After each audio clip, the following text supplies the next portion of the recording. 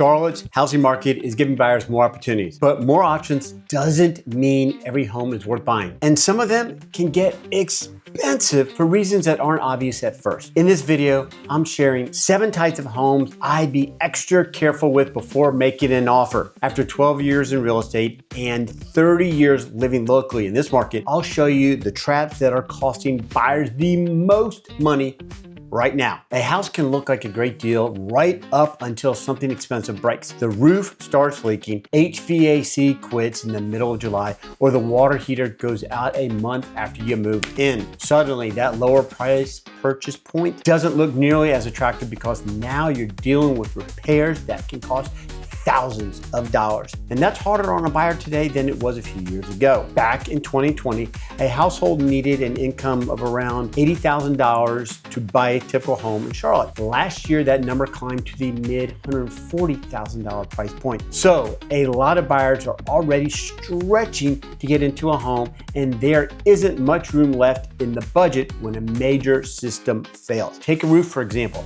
Depending on the size of the house and the materials, replacing it can cost $10,000, $15,000, even up to $20,000, possibly more. Those aren't small repairs. They can hit before you've even gotten settled into the house. This is why older homes deserve a closer look. The price may catch your attention and everything may look fine during the showing, but the roof, HVAC, water heater, plumbing, and electrical systems all keep aging whether you're thinking about them or not. And when these systems are getting close to the end of their life, that's something you want to know before you buy. That's why I use the inspection as more than just a box to check. Find out how old the roof is, how old the HVAC system is what replacement costs would look like if one of these systems needed attention sooner than expected. Then factor that into your decision before buying. And don't leave yourself with no cushion involved in that. If the inspection shows a roof that's near the end of its life or an HVAC system that's hanging on, there's a good chance those costs are coming sooner rather than later. Some costs show up when a house gets older. The next one has nothing to do with the house itself because the risk is in the lot itself. Now, you're probably wondering how you spot some of this before you buy the house. That's a conversation I'll have with buyers all the time. If you're looking at a property and want another opinion before you move forward, reach out and I'll tell you what I'd be paying attention to. My contact information is in the description below. All right, let's keep going. Flood risk isn't at the top of most buyers' list when they move to Charlotte, but in some parts, it's one of those things you want to understand before you decide whether a property makes sense or not. Charlotte has creeks running all over the area, including near some of the region's most established neighborhoods. And when we get heavy rains, some homes are just more exposed to water than others, which is why it's worth knowing exactly where a property sits before you buy it. More than 20,000 properties in Mecklenburg County are connected to a floodplain areas, and around 2,700 structures sit in those zones. So there's a good chance you come across homes like this during your search. Now, buying a property in or near a floodplain doesn't always mean it's a bad purchase. People do it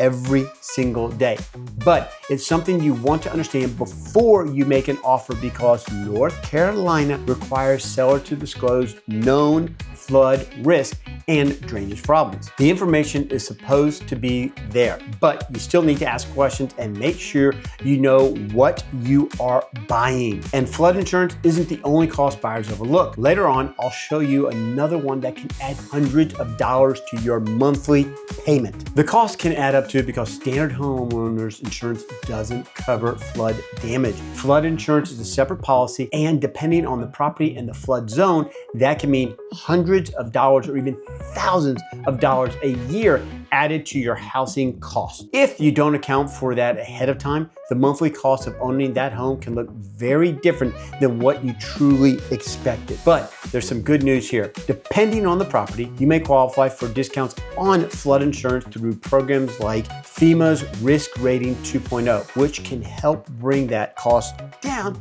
and make a difference in your monthly numbers. Before making an offer, I'd check the flood map, ask about any past water issues, and get an insurance quote early. If flood insurance ends up being part of the picture, you want that number before you're under contract, because finding out afterward doesn't give you many options. Now, flood risk is something you can research before you buy. But the next type of home is different because it can look great at first glance, and the problems don't start showing up until you pay attention to the details. A flipped home isn't necessarily a bad thing. Some flips are done the right way with real updates, permits, and quality work. The ones I'd be careful with are the houses where somebody did the bare minimum to make the place look updated and then tried to sell it as fast as possible. I looked at a house here locally that was being updated, and at first glance, everything looked fine. The paint was fresh, the flooring was new, and if you walk through quickly, you probably think the house looked great. But the closer we looked, the more things started showing up. The baseboards weren't lined up properly. Some of the walls looked like they needed more than paint, but got painted anyways. The carpet was cheap, and a lot of the finishes looked rushed. The paint was another giveaway. You could tell it had been sprayed on quickly instead of being prepped and painted properly. Paint was sprayed over outlets, locks, control panels, and things that you should have been covered up. It's amazing some of the stuff you see sometimes. A lot of these houses look good from across the room, but then you get closer and start noticing all the shortcuts they took. And when the details you can see weren't done very well, it's fair to wonder how much attention was given to the things you can't see. 3 or 4 years ago, sellers got away with this kind of work more often because buyers were moving fast and inventory was extremely tight, but they have more time today. So those details tend to come up once inspections start and negotiations get going. Another thing I'd pay attention to is strong air fresheners. If the smell hits you the second you walk in, I'd want to know why. That's usually a sign to look a little closer. If you're looking at renovated home, ask about permits, who did the work, and the age of the major systems. If the seller can answer those questions and show you the paperwork, that's great.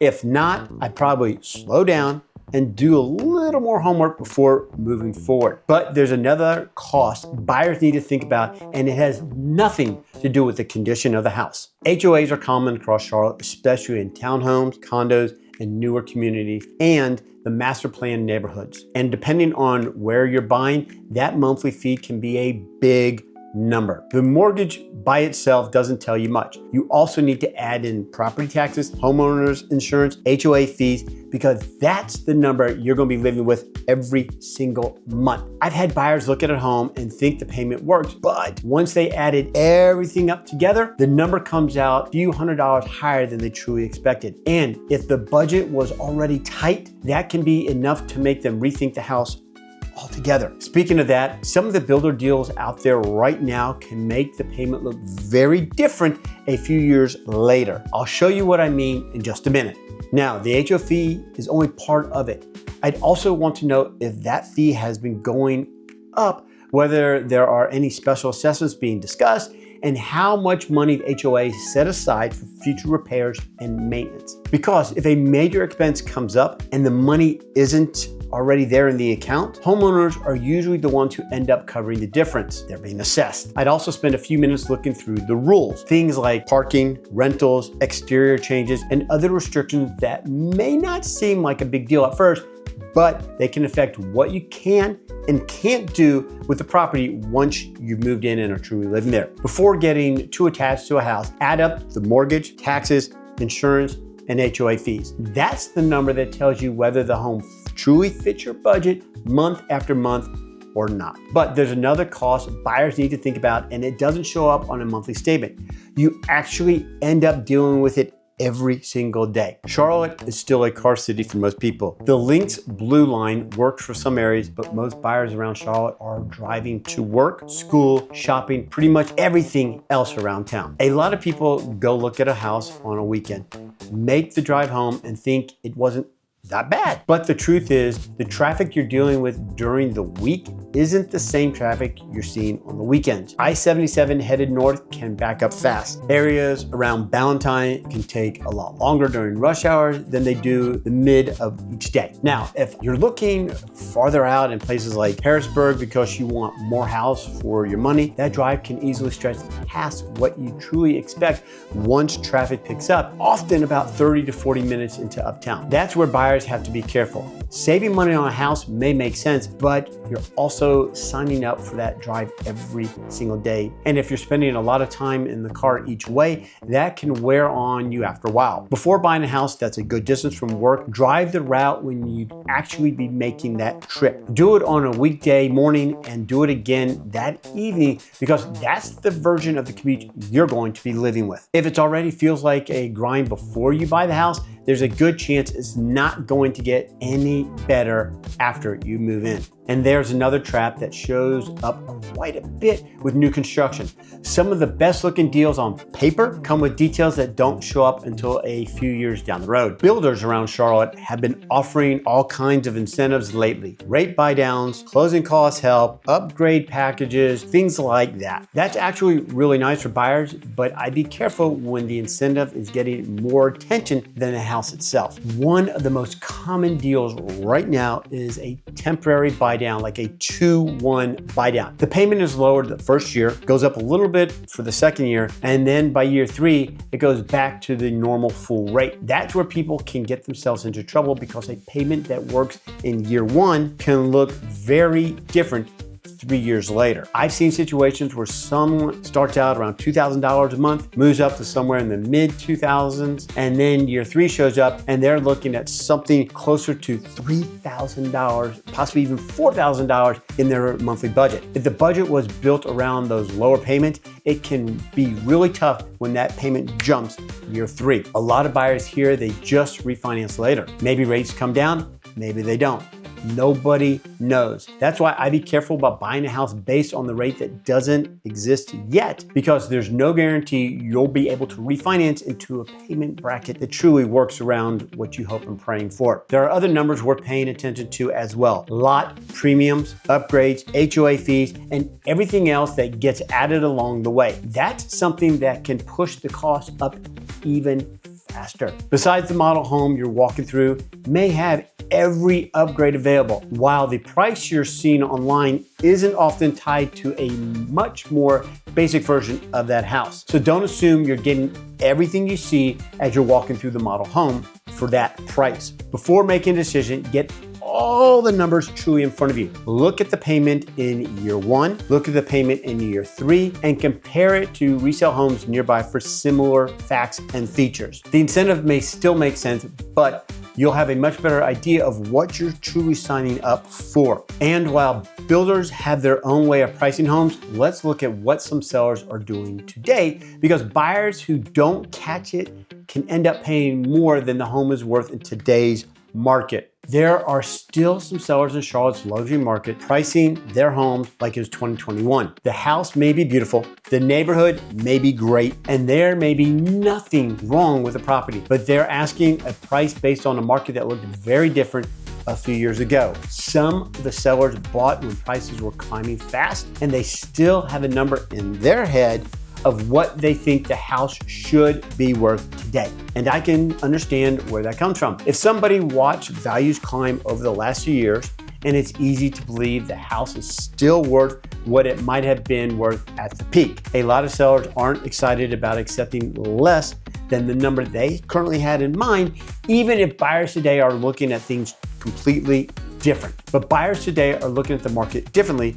so sometimes there is a gap between what the seller wants and what buyers are truly willing to pay. When that gap gets too wide, homes can sit for a while and price reductions often follow. Charlotte's market has held up pretty well overall. Homes around $1 million mark that are priced right are still selling. But once you get above that price point, buyers tend to be much more careful about what they are willing to pay for. So if the price is too aggressive, homes can sit for months while buyers move on to other options. That's why I personally would pay attention to the days on market and price reductions. If a home in South Park, Eastover, Ballantyne, or around Lake Norman has been sitting for a while and the seller has already reduced the price once or twice, that's useful information. It doesn't mean there's a problem with the house, and it doesn't mean the seller is desperate.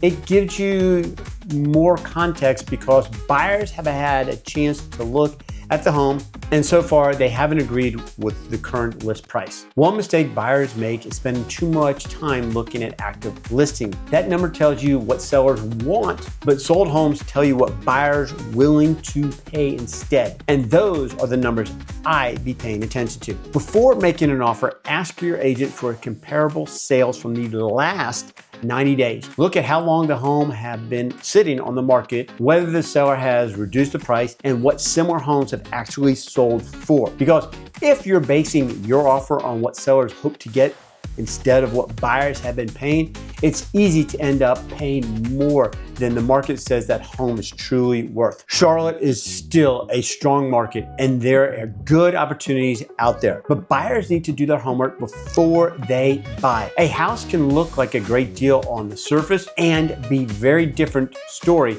once you dig into the details. If you're actually looking in Charlotte and want to discuss your options, shoot me an email at mark@albrecht.com today. I can help you compare neighborhoods, understand the trade-offs, and avoid some of the mistakes we talked about in this video.